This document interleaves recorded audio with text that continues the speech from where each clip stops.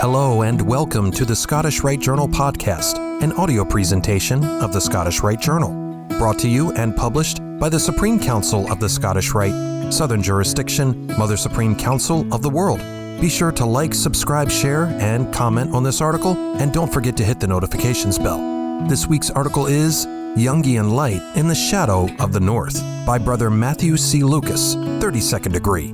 Read by Brother Matt Bowers, 32nd degree, and comes from the March-April 2026 issue of the Scottish Rite Journal. Every Mason is told that the northern quadrant of the lodge represents a place of darkness. While the east holds the dawn's promise of a new day, the west invites us to rest and reflect on our past labors, and the south is a place of warmth and fertility. The north has long been considered the cardinal direction of darkness.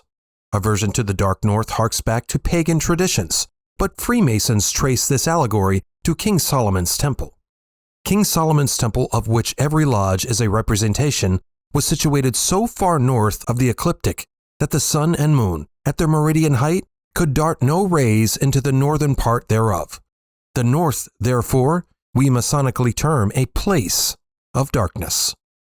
There is a moment early in our Masonic journey where we may recall having stood in the northeastern corner of a lodge for a time, a fitting place for a new Mason, as that is a point of transition in a liminal area, somewhere between the darkness of the north and the light of the east. Yet why must darkness abide anywhere in our lodges? Why give it any space at all? Indeed, it seems very strange that our craft, so deeply devoted to the pursuit of light, should set aside a quarter of our most sacred space as a place for the dark. Yet we continue to honor this allegory, often without much reflection. The dark northern space of the lodge is, in a sense, part of the light of Masonry. It is a place representing not physical darkness, not the mere absence of light, but rather a darkness far more profound, the darkness of our inner psychic shadow. The light of Masonry has recognized this deep truth within the self.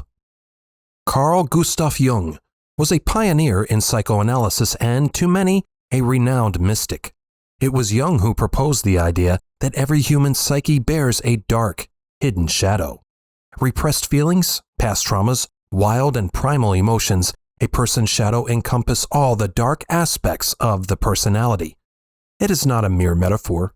According to Jung, the shadow is both present and real on an individual and collective level, and it affects us all. Jung believed that one's shadow has a kind of autonomy that projects itself, unconsciously, out of the individual into the real world. Malefic thoughts and hateful acts can form a part of one's shadow.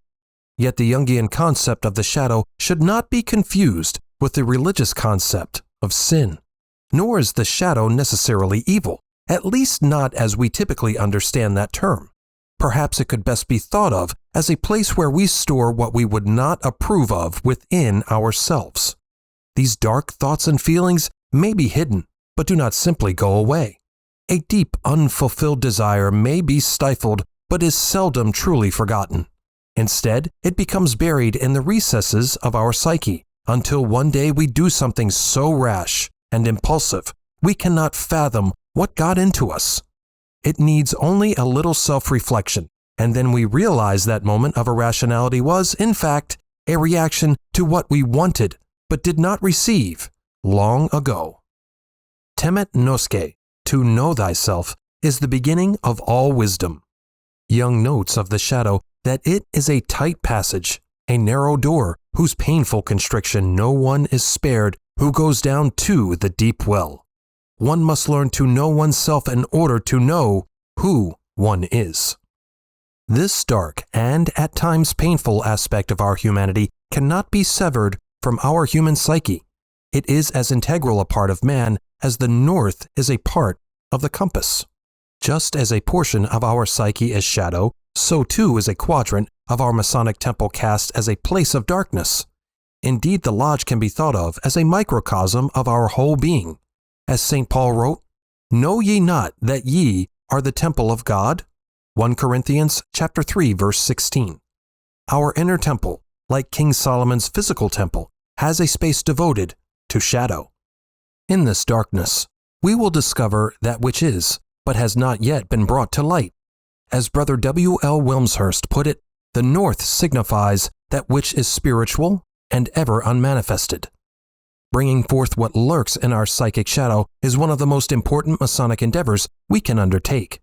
How else can our rough ashlar be made perfect unless all its crude, unsightly flaws are shown to us, made manifest so that we may then set to labor over them with our own working tools? We all have aspects of our lives, things that are so deep and powerful and often frightening, they remain hidden from our own eyes, covered and concealed. It makes sense, then, that we set aside a sacred place in our lodge for the dark, where all that is yet unknown can dwell until, in good time, it can be brought to light and then made perfect.